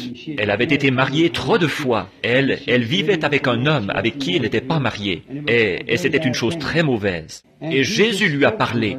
Maintenant, vous vous souvenez, il a dit dans Jean 5, 19, « En vérité, je vous le dis, le Fils ne peut rien faire de lui-même, mais ce qu'il voit faire au Père, le Fils le fait pareillement. » Par conséquent, Jésus n'a jamais accompli quoi que ce soit sans l'avoir d'abord vu en vision. Sinon, il a dit quelque chose de faux, là. Le Fils ne fait rien sans l'avoir vu faire au Père premièrement. Pas l'avoir entendu le faire, l'avoir vu le faire. Alors le Père, il fallait qu'il passe par la Samarie. Il allait à Jéricho, mais il est monté en Samarie, la ville de Sichar. Et il a rencontré cette femme, et il s'est mis à lui parler jusqu'à ce qu'il trouve où était son problème. Alors, il lui a dit son problème, et rapidement, elle, même dans son état, elle a reconnu que c'était là le signe du Messie. Eh bien, si c'était lui hier, il serait le même aujourd'hui. S'il est le même hier, aujourd'hui et pour toujours. Pas vrai, auditoire? Voyez, maintenant nous nous rencontrons pour la première fois. Je ne suis pas lui et vous n'êtes pas elle, mais il est toujours Dieu. C'est vrai, vous voyez. Maintenant, si vous pouvez avoir la foi dans ce que je dis, dans la parole, je ne dirai jamais rien d'autre que ce qui est dans cette parole. Il peut faire des choses en dehors de cette parole, mais tant qu'il fait cela, alors je sais que c'est vrai. Vous voyez? Et là, vous ne me connaissez pas, je ne vous connais pas. Donc, si vous étiez malade, et que je vous impose les mains et que je crie, comme ce vaillant combattant, frère Roberts, ou certains de ceux-là, frère Allen, ou certains de ces hommes-là, qui vous imposent les mains et qui disent « Alléluia, le Seigneur vous guérit !» Ça c'est bien, croyez-le, et ça va marcher, voyez? Voyez, mais maintenant, et s'ils se tenaient ici et qu'ils disent quelque chose que vous avez fait, ou une raison pour laquelle vous êtes malade, ou quelque chose qui s'est passé au cours de votre vie, ou quelque chose que vous n'auriez pas dû faire. Oh, ça vous sauriez que ça devrait être vrai. Ce serait clair dans votre esprit alors. C'est vrai. Est-ce que ça le serait pour vous, là, dans l'auditoire? Or, de quoi est-ce que je parle à cette femme? Vous voyez, je n'ai pas continué ce message de ce soir. J'en étais à persévérer. Vous voyez, ça me remettrait dans la prédication.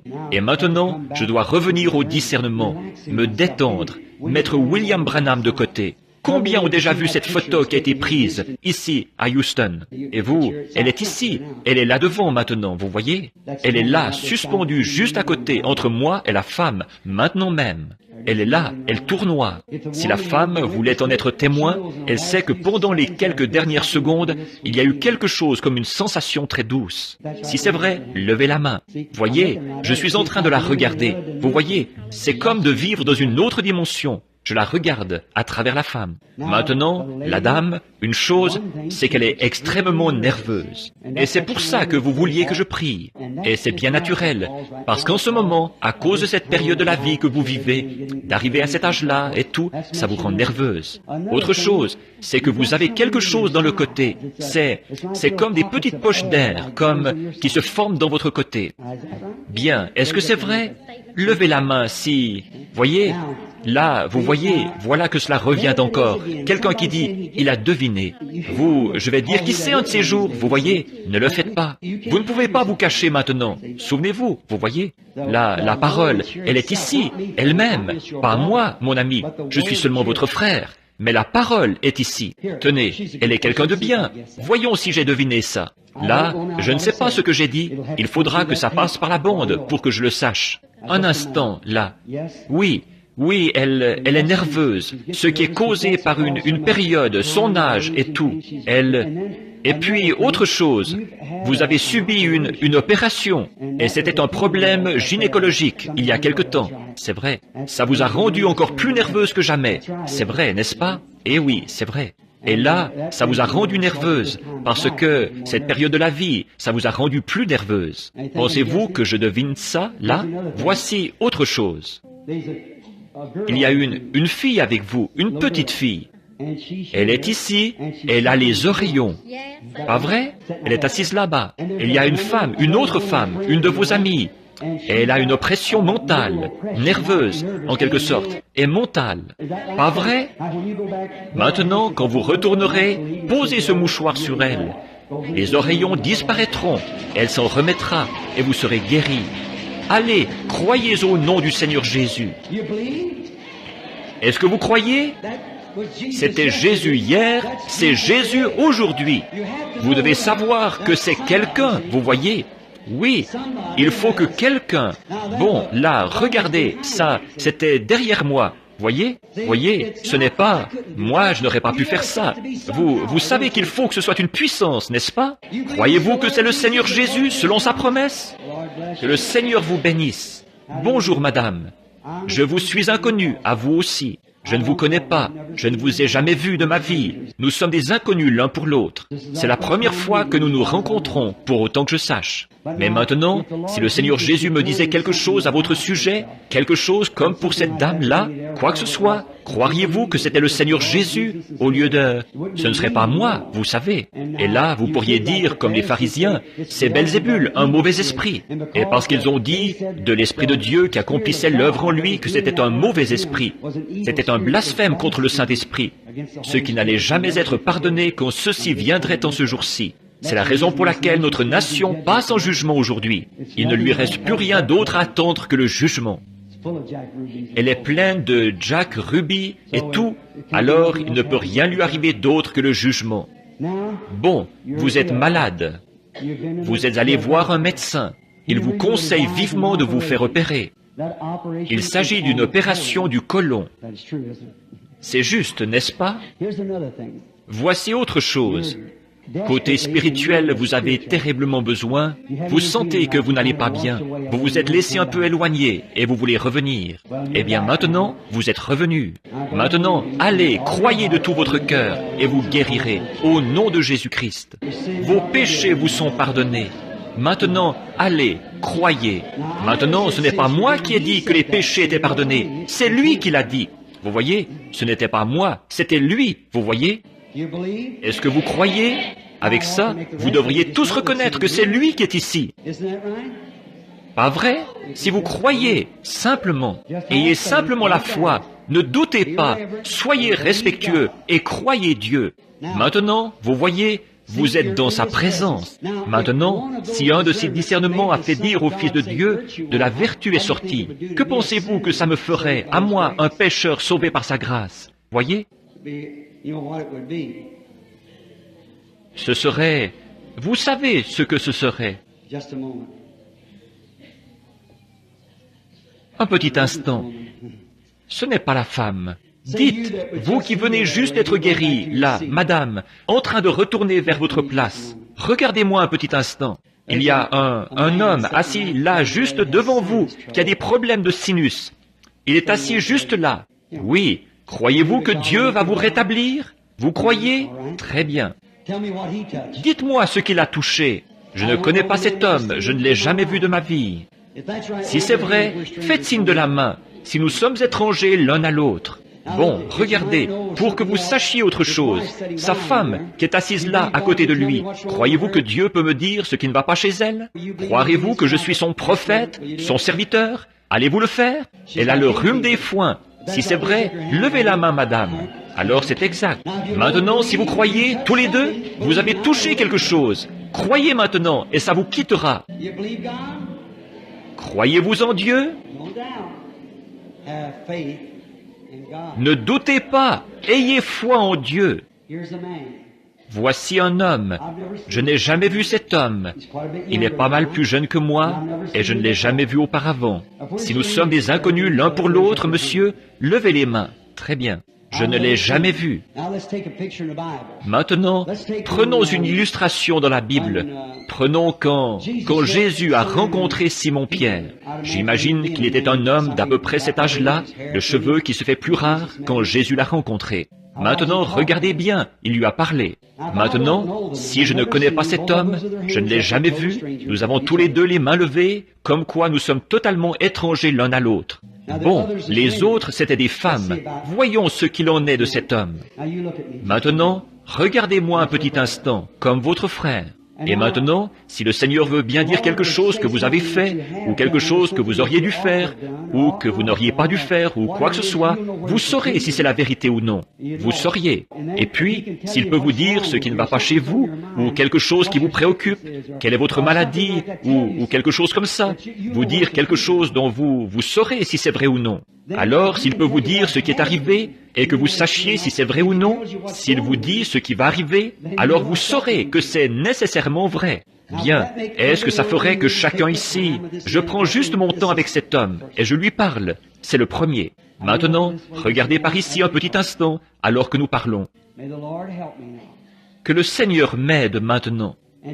Et croyez-vous que ce que la Bible dit est vrai? Vous croyez que c'est maintenant l'heure où Jésus doit venir? Que l'Église est passée par la justification, la sanctification, le baptême du Saint-Esprit, exactement comme la pyramide, que c'est venu comme ça? Et maintenant, il faudra que la pierre du sommet soit tellement parfaite que quand la pierre de fête viendra, elle devra se fusionner avec. Le ministère doit commencer comme ceci et devenir de plus en plus minoritaire, qu'il y ait des groupes plus petits et un groupe plus petit, jusqu'à ce que la pierre finisse par se joindre à l'édifice. Il est la pierre de fête, il emporte avec lui l'édifice tout entier, qui est l'Église. Ils ressusciteront tous, depuis cette première veille jusqu'à la 7e, et ils partiront tous dans l'enlèvement. Ils ont chacun eu leur jour qui leur a été donné, et ils ont eu leur réformateur et leur fondateur, et ainsi de suite tout le long. Et dans ce dernier jour, c'est de nouveau un aigle, c'est-à-dire de nouveau l'âge prophétique, pour rassembler ça. Croyez-vous cela? La parole et la pierre, celui qui vient? Vous dégagez une très bonne atmosphère, monsieur. Maintenant, ce que vous avez, c'est que vous avez eu un accident. Lors de cet accident, vous avez été asphyxié au monoxyde de carbone. C'est vrai. Ça vous a empoisonné. Ça vous a empoisonné le foie et vous avez eu des problèmes avec ça. Vous avez eu des problèmes d'estomac. Vous avez eu des problèmes avec votre cœur. Et ça vous a rendu nerveux au point que vous en avez fait un complexe. Vous êtes pauvre, vous devez retourner travailler. Mais vous avez peur de retourner travailler. Vous avez peur du monoxyde de carbone. Mais tout ira bien. Maintenant, souvenez-vous, si Jésus-Christ me dit qui vous êtes, est-ce que, bon, ces choses étaient vraies, n'est-ce pas? S'il me dit qui vous êtes, allez-vous l'accepter et savoir, et retourner et prendre courage? Allez-vous le faire? Votre nom, c'est Monsieur Wagner. Retournez, allez votre chemin. Croyez-vous maintenant? De tout votre cœur, vous croyez? Si tu peux croire, tout est possible à ceux qui croient. Maintenant, croyez-vous que Dieu guérira ce problème gynécologique que vous avez? Continuez simplement jusqu'à l'autre bout de l'estrade en disant « Amen ». Voyez, que Dieu vous bénisse. Bien, madame, quand vous vous levez le matin, vous êtes raide. Vous ne pouvez pas vraiment beaucoup vous déplacer. De l'arthrite. Mais croyez-vous que Dieu guérit l'arthrite? Très bien, continuez votre chemin en disant « Merci Seigneur ». C'est très bien, c'est ce qui a provoqué votre arthrite. Voyez-vous, c'était vos nerfs. Si tu peux croire, tout est possible. Mais vous devez d'abord le croire. Qu'en pensez-vous, monsieur? Croyez-vous de tout votre cœur? Croyez-vous que Dieu guérit les problèmes cardiaques et qu'il vous rétablit? Très bien, continuez votre chemin, dites « Merci Seigneur Jésus ». Maintenant, madame, vous êtes recouverte d'une ombre, ça veut dire le cancer. Croyez-vous que Dieu guérira le cancer? Acceptez-le et continuez votre chemin en disant « Merci Dieu bien-aimé » et croyez de tout votre cœur. Dieu peut guérir les problèmes d'estomac ou n'importe quoi d'autre. Vous croyez cela? Très bien, continuez votre chemin et réjouissez-vous en disant « Merci, Seigneur Jésus. Croyez-vous que Dieu guérira votre problème gynécologique, cette perte? Très bien, continuez votre chemin en disant « Gloire au Seigneur ». Croyez de tout votre cœur. Croyez-vous que Dieu guérit les sinus et l'asthme et toutes ces choses-là, qu'il vous rétablit? Continuez votre chemin. Réjouissez-vous en disant « Merci, Dieu bien-aimé ». Et si je ne vous disais rien, que je vous imposais seulement les mains, vous le croiriez? Au nom du Seigneur Jésus, soyez guéris. Croyez de tout votre cœur. Venez, madame. Croyez-vous de tout votre cœur? État anémique et problème cardiaque. Croyez-vous que Dieu va vous rétablir? Si oui, continuez votre chemin. Dites « Merci Seigneur Jésus » et soyez rétablis. Très bien. Venez, madame. Croyez-vous que Dieu guérit le diabète et rétablit les diabétiques? Alors continuez votre chemin en disant « Merci ». Croyez de tout votre cœur. Vous voyez? Dieu guérit la nervosité et les problèmes d'estomac aussi. Croyez-vous qu'il vous rétablit? Continuez votre chemin en vous réjouissant. Mangez votre souper et prenez courage. Venez, un estomac nerveux aussi. Croyez-vous que Dieu va vous rétablir? Continuez votre chemin et mangez et soyez guéris. Croyez de tout votre cœur. Vous avez quelques palpitations cardiaques, mais ce qu'il y a aussi, c'est que vous avez comme de l'arthrite. Croyez-vous que Dieu va vous rétablir? Continuez votre chemin et réjouissez-vous et dites « Merci Seigneur ». Une nervosité gastrique qui a provoqué un ulcère à l'estomac et tout. Croyez-vous que Dieu va vous rétablir et vous guérir? Continuez votre chemin et dites « Merci Seigneur » et soyez guéris. Vous avez beaucoup de choses, un problème féminin. Une des choses graves chez vous, c'est une maladie de cœur. Trop autour de votre cœur. Croyez-vous que Dieu va vous rétablir? Continuez votre chemin et réjouissez-vous et dites « Merci Seigneur ». Croyez-vous que Dieu guérit l'arthrite? Continuez simplement à avancer et votre arthrite disparaîtra. Croyez-vous de tout votre cœur? Voyez, bien sûr que maintenant, certains d'entre vous là-bas dans l'auditoire, soyez respectueux, restez bien tranquille, croyez de tout votre cœur maintenant. Regardez par ici, croyez de tout votre cœur. Certains d'entre vous là-bas qui n'iront pas dans la ligne de prière. Ce petit garçon qui est assis tout près ici, le petit garçon potelé qui est assis juste là, ne voyez-vous pas cette lumière au-dessus de lui? Ce petit garçon souffre d'un problème de rein. Crois-tu que Dieu va guérir le problème de rein, mon garçon? Très bien. Mets-toi debout et dis « Je le crois et je l'accepte ». Très bien. Que Dieu te bénisse. Continue-t-on. Croyez-vous de tout votre cœur? Si tu peux croire, tout est possible. Et vous, qui venez juste de vous asseoir là, qui venez de vous avancer avec un petit garçon pour vous asseoir, croyez-vous, ce problème aux yeux, que Dieu va guérir votre problème aux yeux et vous rétablir? Vous le croyez? Très bien. Vous aussi, vous pouvez avoir votre guérison. Très bien. Vous vous êtes assis juste au bon moment. Amen. Continuez simplement. Ça va bien. C'est bon. Très bien. Amen. Très bien. La femme à côté de vous, là, sa tête la fait souffrir. Croyez-vous que Dieu va guérir vos maux de tête, madame? Très bien. Votre petite fille, là, souffre d'une affection mentale. C'est vrai, n'est-ce pas? Posez la main sur elle et croyez. Et elle aussi, elle se rétablira. Vous le croyez? L'autre dame, là, assise à côté, elle prie, juste à côté. Elle est là en train de prier à cause d'un foyer brisé. Est-ce vrai, madame? Levez la main. Croyez, et votre foyer sera rétabli. Ayez la foi. La dame assise à côté d'elle a un kyste. Croyez-vous que Dieu va guérir ce kyste, madame? Levez la main, acceptez-le. La dame assise à côté d'elle a des ennuis à la gorge. Croyez-vous que Dieu va guérir votre gorge, madame? Levez la main. Mais qu'est-ce que vous avez donc? Ne voyez-vous pas que Jésus-Christ? Mettons-nous debout. Levez-vous et acceptez Jésus comme votre guérisseur.